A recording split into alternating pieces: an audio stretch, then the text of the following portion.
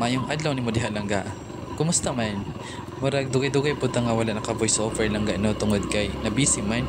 Busy man ang linya. So karon ako ano pod ipakita kaninyo ang ato ang journey no pasaka sa to ang pinalangga nga eskwelahan. So kabantay mo nga medyo nakadungo ra de ang ato ang setup sa to ang cellphone lang no kay cellphone naman ato gigamit sa pag-video ni ani. So karon nakasaka mi panahon na po sa ting-ulan. So ingani na po ang sitwasyon sa moang dalan no panahon sa ting-ulan. So dagko na po kayang baton ng gawas.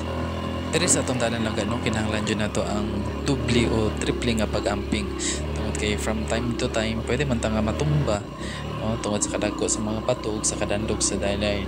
Maong nga bahalag hinahinay ang importante nga makaabot ang safety sa to ang padulngan mga langga no. Maong tara ubanin mi ninyo diring dapitan na dito sa portion na gano sa ulihing kurbada preparation sa gitawag nga pulang lupa sa mga taga-sityo. Kaning pulang lupa mao kini ang pinakalisod nga dalan no sa panahon sa ting-ulan. O grabe jud ang panikamos sa atong tarak-tarak no nga makasaka ta og mahatod ta nga safety sa atong trabahoan. O finally nakasaka jud ta mga langga no. Ang ikaw diha ayaw kalimot kanunay ha sa pag-amping.